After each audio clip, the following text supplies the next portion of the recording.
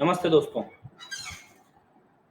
आज हम पढ़ने वाले हैं result based on closure of a set and the result is if X is a metric space and E is subset of metric space X, then first property of closure is E bar, that is closure of set E is closed set.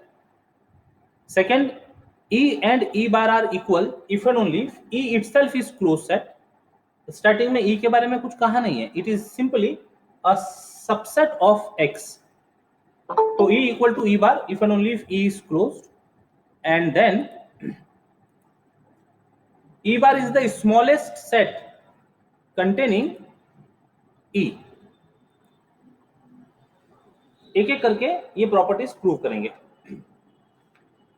So first of all, given information is given that X is a metric space and E is subset of X. Given that X is a metric space and E is subset of X. Okay. Now, first to prove E bar is closed, we show that E bar complement is open. For this, we show that E bar complement is open set. अब बात आती है what is open set. Every point of set is the interior point of the set. अब interior point का मतलब E के, ये X है, ये मान लो E है, तो इसके जो भी पॉइंट्स हैं, तो हर पॉइंट इंटीरियर पॉइंट हो, उसका मतलब हर पॉइंट पर एक नेबरहुड, एटलीस्ट वन नेबरहुड ऐसा मिले जो पूरी तरह से ई में हो. कोई भी पॉइंट, यदि मान लो बॉर्डर के पास में भी पॉइंट हो तो उस पर हम एक नेबरहुड तैयार कर सके जो पूरी तरह से ई में हो, तो ये अप्रोच कन्वीनियंट होता है. तो to prove E bar is closed, we prove that E bar का कॉम्प्लीमेंट इज ओपन सेट. तो हम हर पॉइंट को तो इंटीरियर पॉइंट नहीं बता सकते, तो हम उसका एक आर्बिट्ररी पॉइंट लेकर स्टार्ट करते हैं. Let P belongs to E bar complement. P belongs to E bar complement है, इसका मतलब P E bar में नहीं हुआ. P does not belongs to E bar, यानी P is not in the closure of E. Now what closure means? Closure means P does not belongs to E union E dash. सब standard notation है, इसके पहले use किए हुए हैं. E bar is equal to E union E dash, collection of points of E and limit points of E is called closure of E. जब ये सारी टर्मिनोलॉजी आप सुन रहे होंगे तो आपको समझ में आ रहा होगा, ऐसा कुछ हमने इसके पहले के लेक्चर्स में, वीडियोस में डिस्कस किया है. Collection of all points of E and limit points of E. अब P does not belongs to E union E dash है, इसका मतलब P ना तो E में होगा और ना ही E डैश में होगा. यूनियन में होने के लिए किसी एक में होना सफिशिएंट है, लेकिन जब नहीं है तो ना तो E में होगा ना E डैश में होगा. अच्छा, साथ साथ में लिखते जाइएगा, इतना इतना जो दिख रहा है इतना लिख लीजिए, पहले आप नोट डाउन कर लीजिए, और जब लिखकर हो जाए तो चैट बॉक्स में मैसेज कीजिएगा done.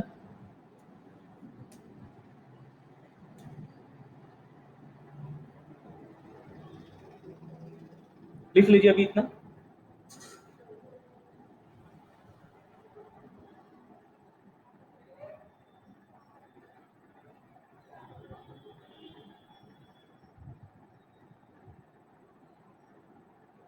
Done. Okay.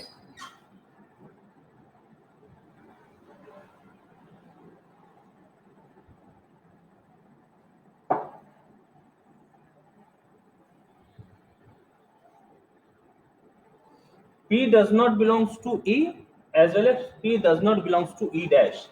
So this means P does not belongs to E and P does not belongs to E dash. That is P belongs to E complement. E में नहीं है, E complement में चले गया. And P does not belongs to the symbol does not belongs to E dash. मतलब P is not limit point of E and P is not a limit point of E. अब जरा इसको हमको interpret करना है, हो क्या रहा है यहां पर, सब दिख क्या रहा है. तो पहले लिमिट पॉइंट को रिकॉल करते हैं. लिमिट पॉइंट का मतलब क्या है? एक्स मैट्रिक्स स्पेस है, कोई सेट E है. अब जब लिमिट पॉइंट की बात कर रहे हैं तो P यदि मान लो हमने E का लिमिट पॉइंट लिया तो इसका हर neighbourhood, every neighborhood of P contain at least one point of E other than P. ऐसी डेफिनेशन होती है लिमिट पॉइंट की. तो जब P लिमिट पॉइंट नहीं है, इसका मतलब ऐसा हो गया कि P के ऊपर कम से कम एक नेबरहुड तो ऐसा होगा जो E का कोई और पॉइंट कंटेन नहीं कर रहा है. फिर से रिपीट करते हैं ये सेंटेंस. पहले लिमिट पॉइंट क्या था इसकी बात कर रहे हैं. सेट E यदि मान लो बाहर कोई पॉइंट हो, यदि मान लो एकदम इसका बॉर्डर से लगा हुआ कोई पॉइंट हो, तो ये पॉइंट P है, तो इसके ऊपर every neighborhood will contain at least one point of E other than P. Then P will be the limit point.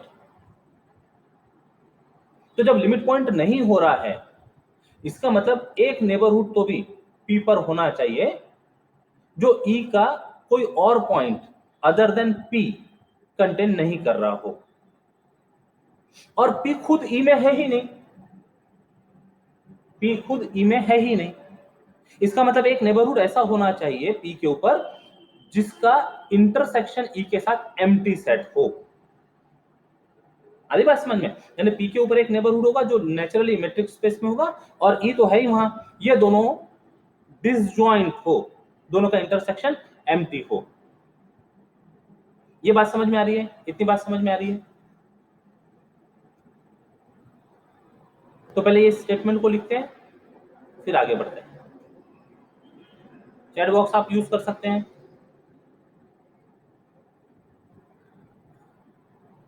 यहां तक के सब ठीक है? अभी जो एक्सप्लेन किया वो भी बात समझ में आती है? यस. तो इसको जरा लिख लीजिएगा.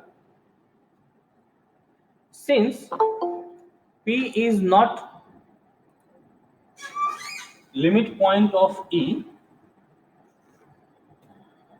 since P is not a limit point of E, there exists a neighborhood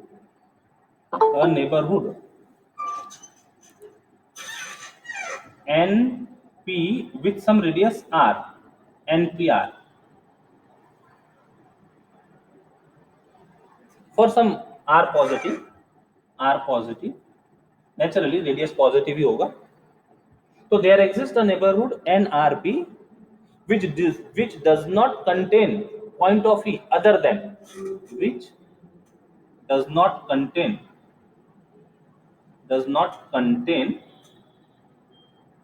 points of E other than P. लेकिन P खुद E में है ही नहीं, but P is not in E. आगे यहां बात करते हैं. But P does not belongs to E. Therefore, intersection of this neighborhood with E is empty. But P does not belongs to E. Therefore, NRP का intersection E के साथ हो गया empty.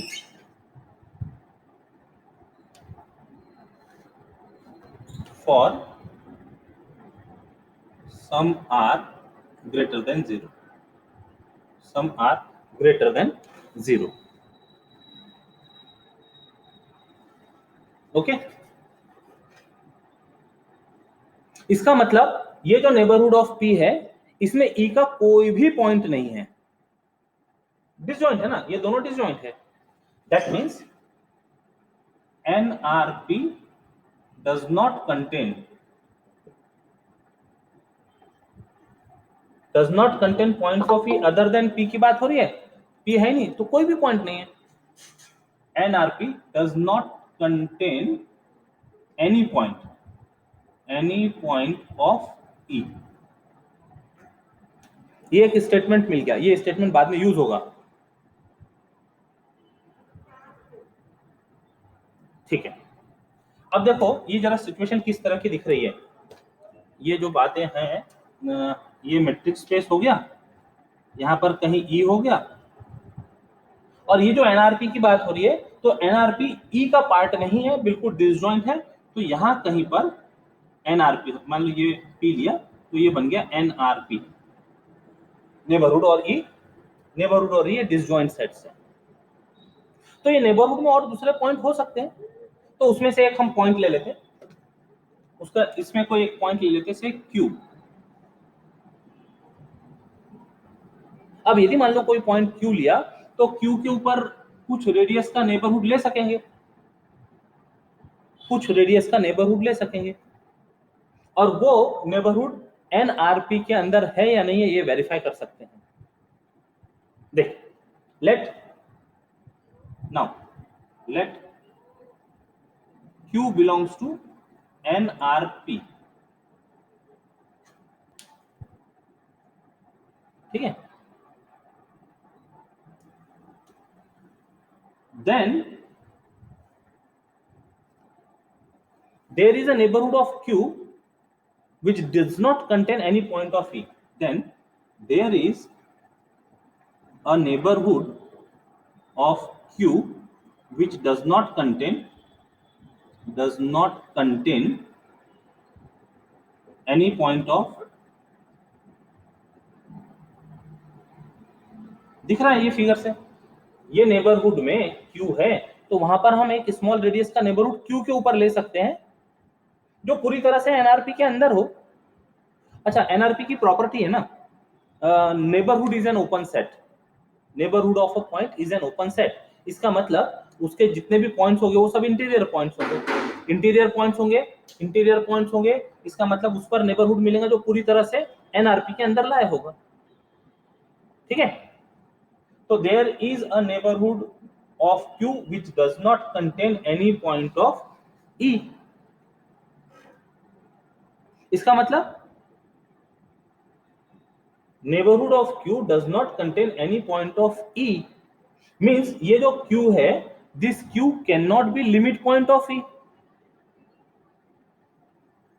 लिमिट पॉइंट होने के लिए neighborhood must contain at least one point of E other than the point itself। तो ये जो वर्ड्स दिख रहा है, ये वर्ड से हम डेफिनेटली कह सकते हैं Q is not limit point of E। ये सेंटेंस है लिखते, इतना हो गया लिखकर, इतना पार्ट हो गया लिखकर।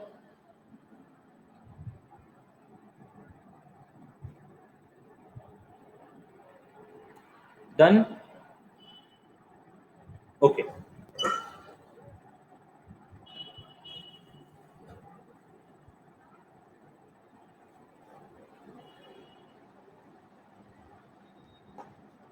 So this imply Q is not a limit point of E। That means Q does not belongs to E dash, Q does not belongs to E dash। Limit point नहीं है तो E dash में नहीं है। अच्छा, और ये NRP में है और एनआरपी ई डिसजॉइंट है, इसका मतलब पॉइंट क्यू ई में भी नहीं है। Also Q does not belongs to E, दोनों में नहीं है, ई में भी नहीं है, ई डैश में भी नहीं है, तो यूनियन में नहीं हुआ।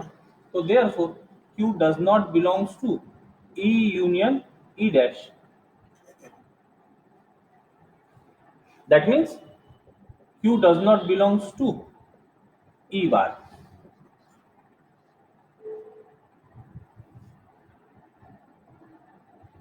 Q does not belongs to E bar. Q is not in closure of E.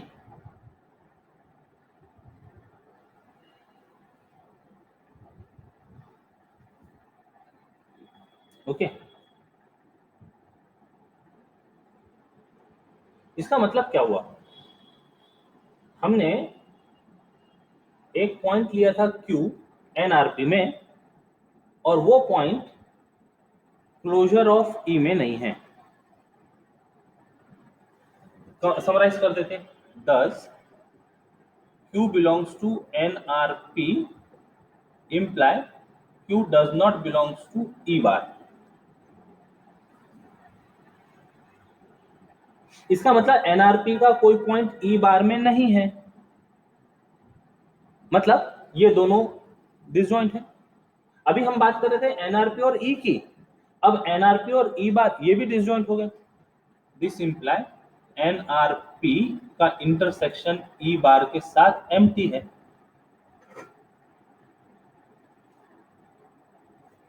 Neighbourhood of P और closure of E are disjoint set. कोई NRP और E बार में कोई कॉमन नहीं, तो NRP रहा कहां?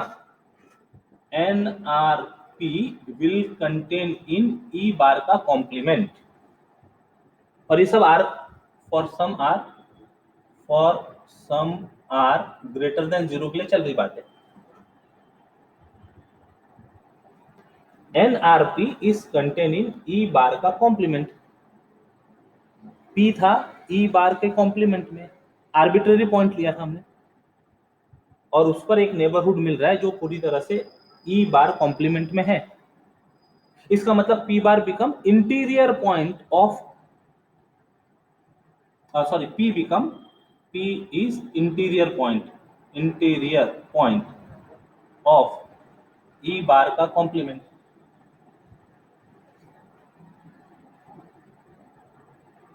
P कहाँ लिया था? E बार कॉम्प्लीमेंट में लिया था, और वो interior point of E bar complement है, लेकिन P arbitrary point of E bar complement है। Therefore all points of E bar complement are interior point, therefore E bar complement is open set and therefore E bar is closed set।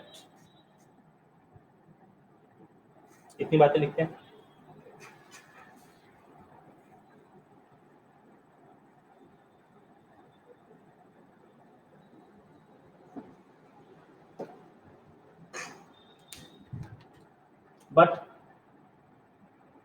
but P belongs to E bar complement was an arbitrary point,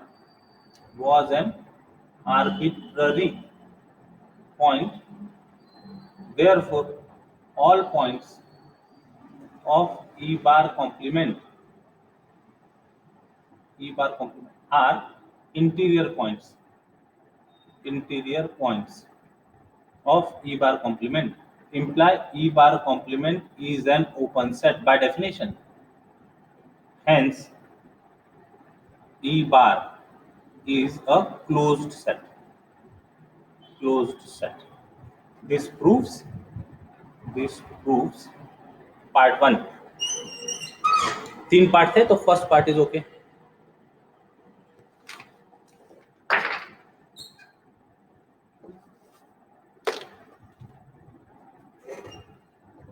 Note down this much.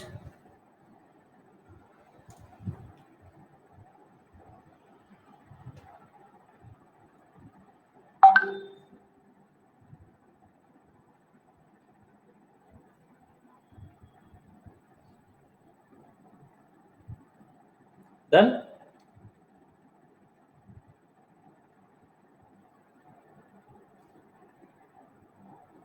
हो गया इतना complete?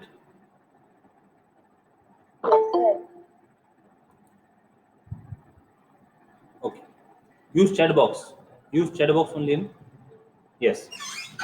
Now, second is E equal to E bar if and only if E is closed. 2 part prove करना है हमको।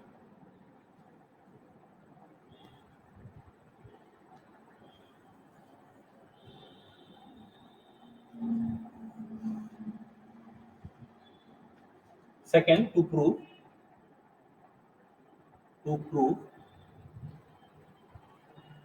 E equal to E bar if and only if E is closed.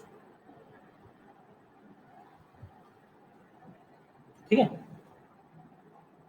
तो part one if and only if है ना, तो part one suppose E equal to E bar, E equal to E bar. अभी थोड़ी देर पहले, अभी थोड़ी देर पहले पार्ट वन में हमने प्रूव किया E bar is closed set by part one E bar is closed set, और यहाँ है E equal to E bar, इसका मतलब ये क्लोज सेट बन गया, therefore E is closed set.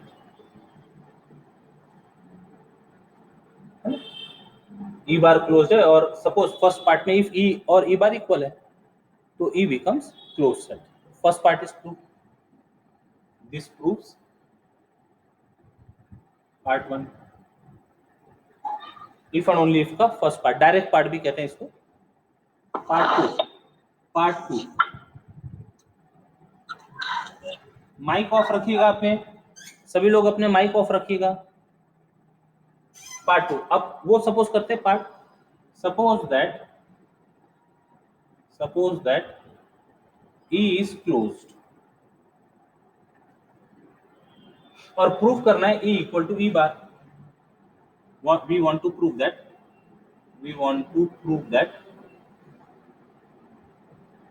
E equal to E bar.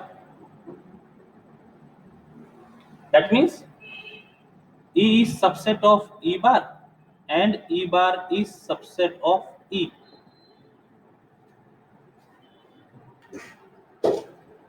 ठीक है,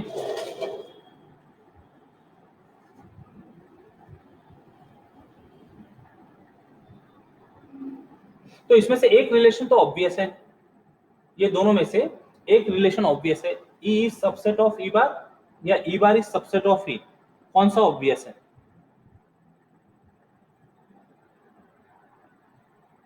कौन सा रिलेशन ऑब्वियस है?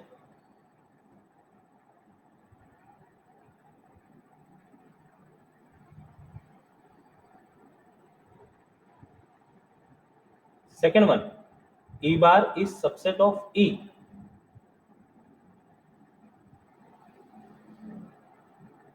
E bar closure of E is subset of E, ये ऑब्वियस होगा. अरे क्लोजर का डेफिनेशन क्या है? E bar is equal to E union E dash. E union E dash मतलब union of E and limit points of E.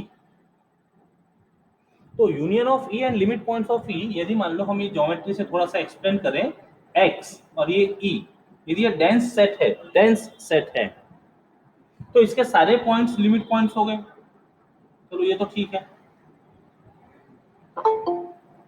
उसके साथ साथ में इसकी बाउंड्री से लगे जो पॉइंट्स होंगे, इसकी बाउंड्री से लगे हुए जो पॉइंट्स होंगे, ये जब क्लोजर एक्सप्लेन किया था तब हमने एग्जांपल दिया था बस का. यदि मान लो वो बिल्कुल भरी है और कोई उसको, यदि मान लो उसके जो भी रॉड्स है, गेट है, पकड़कर यदि बस के कांटेक्ट में पूरी बस को ढक दिए हैं, तो वो जो कवर जैसा दिखता है, आउटर कवर, और बस के अंदर के सब, बस के ऊपर के सब, बस के पीछे जितने भी लोग लटके होंगे बस में, डायरेक्ट बस के कांटेक्ट से, दो दे आर नॉट, जो बाहर होंगे लटके हुए लोग होंगे, they are not in the bus but they are limit point of that bus. तो that is collection of limit points. तो इसके बाहर भी जो कुछ पॉइंट्स होंगे वो लिमिट पॉइंट्स कहलाएंगे, और इनका union is the closure set of E. तो क्लोजर सेट दिखने के लिए वैसे बड़ा दिखता है इसे, तो this is not obvious. E is contained in E bar, by definition समझ में आता है. E is obviously contained in E bar. सभी को पॉइंट क्लियर हो गया? ये अभी ये पॉइंट क्लियर. अच्छा देखिए, ये क्लास के थ्रू अभी काफी पहले जो पढ़ा हुआ है वो रिवाइज भी होते जा रहा है, थोड़ा थोड़ा सा वो सब रिवाइज होते जा रहे हैं. ठीक है, तो obviously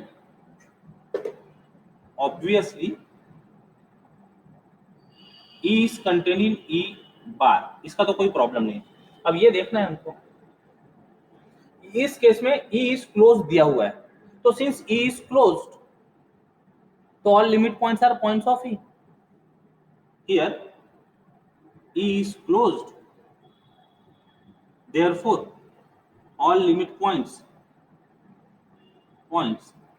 of E are points of E, are points of E. इसका मतलब क्या? सिंबॉलिक लैंग्वेज में बताओ, तब तक के हम ऊपर रब करते हैं. इसका सिंबॉलिक लैंग्वेज बताओ चैट बॉक्स में.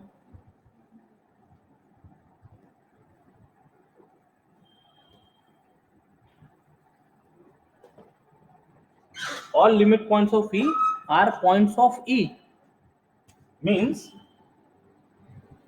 E dash is subset of E. Collection of all limit points is denoted by E dash. It is subset of E. अब इसका यूनियन ले लेते हैं, तो therefore E union E dash is containing E union E. दोनों तरफ E union ले लिया, तो यहां तो बन गया E बार, और ये E union E is E only. तो सेकेंड पार्ट मिल गया, E bar is contained in E. यानी ये हमको प्रूव करना पड़ा, ये रिलेशन ऑब्वियस था. ठीक है, तो ये ऑब्वियसली वाला जो पार्ट है इसको हम नंबर दे देते A, और ये जो हमने प्रूव किया इसको नंबर दे देते B. From A and B,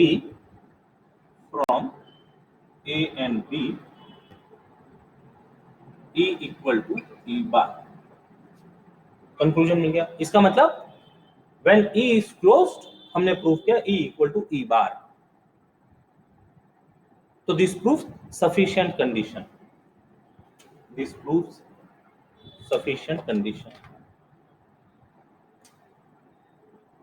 This proves sufficient condition. Okay.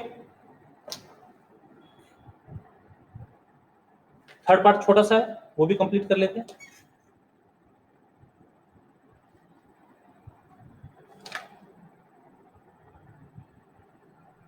Done.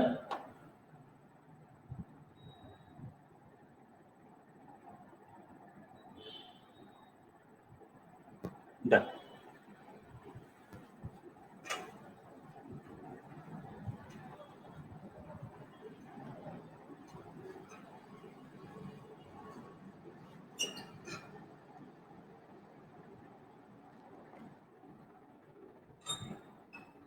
Part 3. So let F be any closed subset of X. Let F be any closed subset of X such that F contains E. F contains E.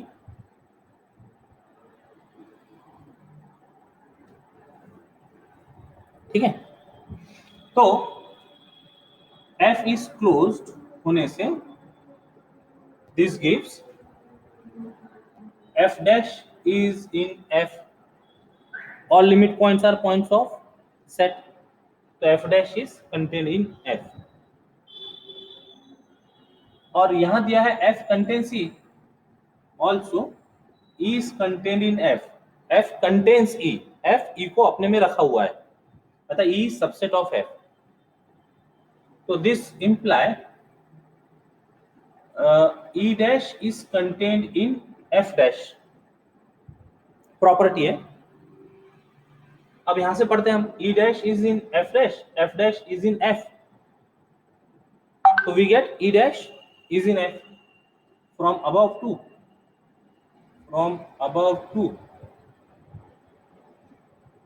we get E dash is contained in F. Okay.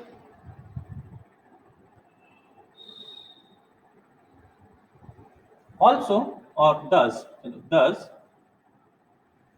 E dash is in F and E is in F, E dash F में आया और E F में है, तो इन दोनों का union, E dash union E belongs or is in F union F, that is F only, imply E bar is in F, मतलब closure of E ये F के अंदर है। F कैसा लिया था, एनी क्लोज सबसेट लिया था, तो any close subset of matrix space के अंदर क्लोजर ऑफ E भी कंटेन हो जाता है। तो इसको वर्ड्स में दे देते हैं, therefore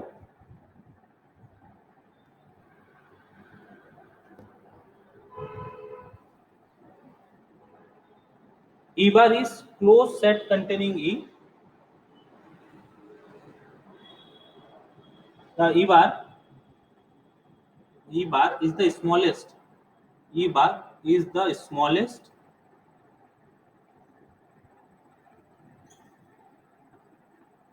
closed set.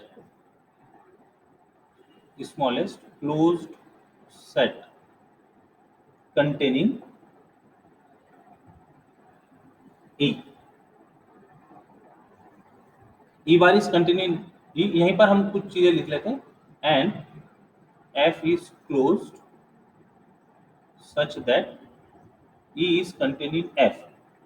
तो F क्लोज सेट है, F E को कंटेन कर रहा है, तो उसका क्लोजर भी F में है। Obviously E is contained in E bar, और ये जो क्लोज सेट है ये किसी और क्लोज सेट के अंदर है, तो therefore we conclude that E bar is the smallest closed set containing E in a metric space X.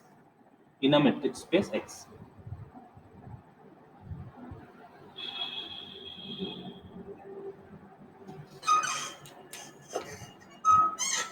तो ये रिजल्ट के साथ ये जो मेट्रिक स्पेस का पोर्शन है ये कंप्लीट होता है। ओके, यहां पर हम रुकते हैं। बाय बाय, जय गणेश।